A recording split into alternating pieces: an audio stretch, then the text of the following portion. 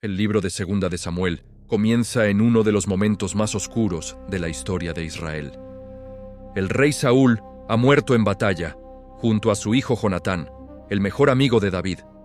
Y la noticia, en lugar de ser una celebración, se convierte en un lamento profundo para el hombre que ya había sido ungido para reinar. Con la muerte del rey se cierra una era y comienza otra, una llena de conflictos y tensiones.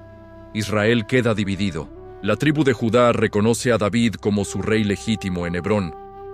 Pero el resto de la nación, bajo la influencia de Abner, el comandante del ejército de Saúl, sigue a Isboset, el hijo sobreviviente del rey caído.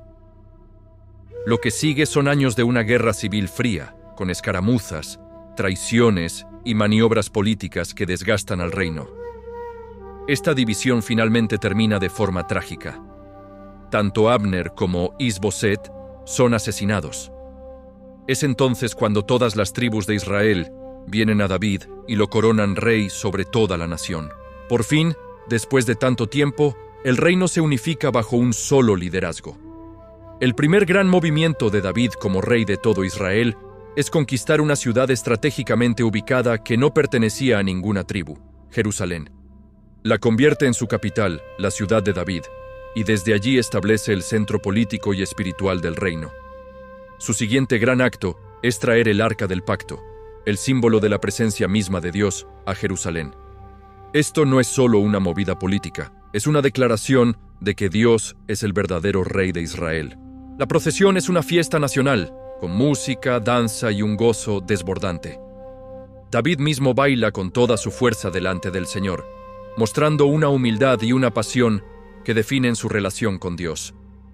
Con el reino asegurado y en paz, David vive en su palacio de cedro y siente una inquietud. Él tiene una casa lujosa, mientras que el arca de Dios habita en una simple tienda. Su deseo es construir un templo magnífico, un lugar permanente para la presencia de Dios. Le comparte su plan al profeta Natán, quien inicialmente lo apoya, pero esa misma noche, Dios le habla a Natán con un mensaje para David. Dios le dice a David: ¿tú me vas a construir una casa a mí? Y le da la vuelta a la propuesta. No será David quien construya una casa para Dios, sino que Dios le construirá una casa a David. Esta no es una casa de piedra, sino una dinastía, una promesa de que su linaje reinará para siempre. Dios le promete que uno de sus descendientes se sentará en su trono eternamente. Esta promesa, conocida como el Pacto Davídico, es uno de los momentos más importantes de toda la Biblia, porque apunta directamente a un rey futuro, un Mesías que nacería de la descendencia de David. Con la bendición y la promesa de Dios, el reinado de David entra en su época dorada. Su ejército, liderado por el valiente pero rudo Joab, derrota a cada enemigo que se levanta contra Israel. Los filisteos, los moabitas, los amonitas, los edomitas, todos son sometidos. El reino se expande desde Egipto hasta el Éufrates, y el pueblo vive en una era de paz y prosperidad sin precedentes. David gobierna con justicia y rectitud, y alcanza la cima de su poder, influencia y éxito. Es el rey ideal, el hombre conforme al corazón de Dios. Pero es precisamente en la cima de su éxito donde ocurre su caída más estrepitosa. Una tarde, mientras sus ejércitos están en batalla, David se queda en el palacio. Desde la azotea ve a una mujer hermosa, Betsabé, bañándose. En lugar de apartar la vista y huir de la tentación, la codicia. Pregunta por ella, descubre que es la esposa de Urías, uno de sus soldados más leales, y aún así la manda a llamar y se acuesta con ella. Este acto de adulterio pronto se complica. Betsabé queda embarazada. Para ocultar su pecado, David entra en una espiral de engaño cada vez más oscura. Primero, trae a Urías del campo de batalla, esperando que duerma con su esposa, y así la paternidad del niño quede encubierta. Pero Urías, en un acto de lealtad increíble, se niega a disfrutar de las comodidades de su hogar mientras sus compañeros están en guerra. Duerme a la entrada del palacio. El plan de David falla. Desesperado, su siguiente paso es aún más terrible. Emborracha a Urías, pero ni así logra su objetivo. Finalmente, El rey que gobernaba con justicia escribe una sentencia de muerte para uno de sus hombres más fieles. Envía a Urías de vuelta al frente con una carta para el general Joab, una carta que ordena poner a Urías en la parte más dura de la batalla y luego retirarse para que lo maten. Y así sucede. Urías muere, y David toma a Betsabé como su esposa. Aparentemente, su secreto está a salvo. Pero nada está oculto a los ojos de Dios. El Señor envía al profeta Natán para confrontar al rey. Natán no llega con una acusación directa, sino con una parábola. Le cuenta a David la historia de un hombre rico con muchos rebaños y un hombre pobre que solo tenía una corderita, a la que amaba como a una hija. Un día, el hombre rico tuvo un visitante, pero en lugar de tomar una de sus propias ovejas, le robó la corderita al hombre pobre para preparar la comida. Al oír esto, la ira de David se enciende. Declara que ese hombre rico merece la muerte. Es en ese momento que Natán lo mira a los ojos y pronuncia las palabras que atraviesan el corazón del rey. Tú eres ese hombre. Natán expone cada uno de los pecados de David: el adulterio, el engaño y el asesinato. El rey, confrontado con su propia maldad, se derrumba. No hay excusas, no hay justificaciones. Su respuesta es una confesión simple y devastadora: pequé contra el Señor. David se arrepiente genuinamente, y Dios, en su inmensa gracia, lo perdona. No morirá por su pecado. Sin embargo, el perdón no elimina las consecuencias. Natán le anuncia que la espada nunca se apartará de tu casa, y las consecuencias comienzan a desplegarse con una tragedia que destroza a su familia desde adentro. El hijo que nace de su relación con Betsabé muere, tal como Dios había anunciado. Pero el dolor apenas comienza. Uno de sus hijos, Amnón, se obsesiona con su media hermana, Tamar, y la viola. Después de abusar de ella, la desprecia y la echa de su casa, dejándola humillada y con el corazón roto.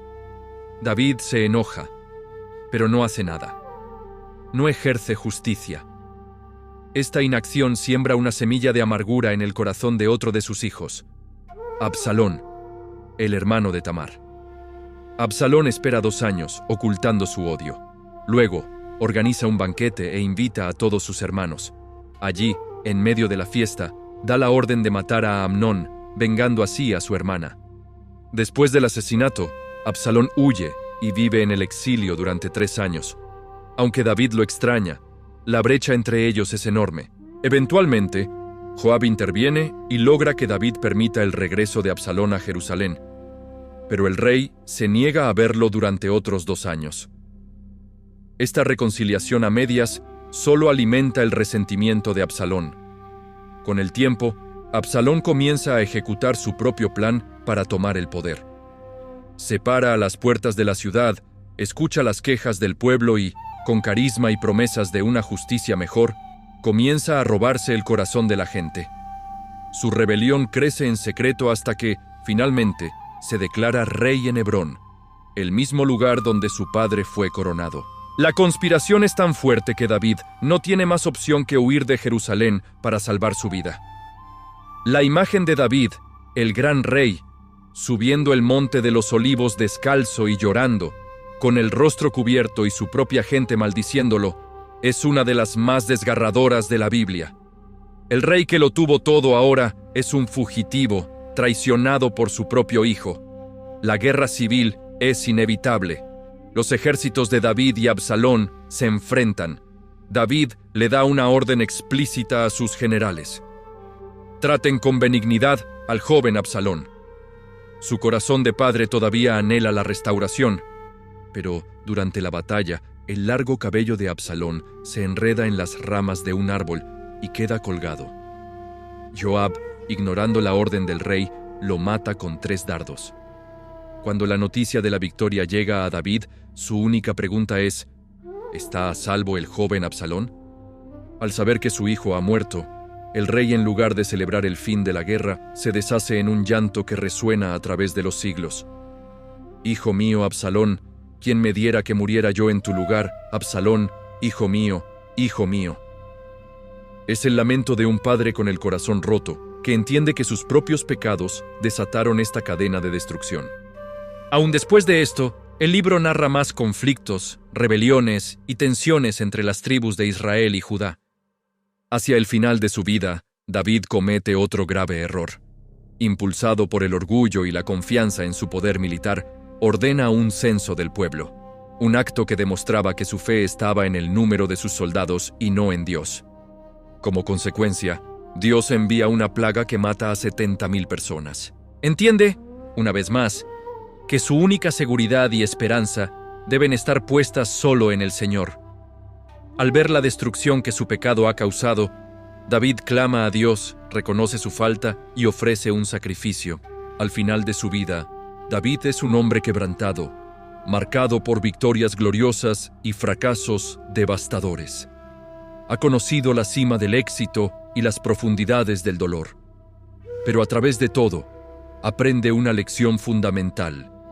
Aunque él falló muchas veces, la gracia de Dios fue siempre más grande que sus errores. Dios nunca lo abandonó.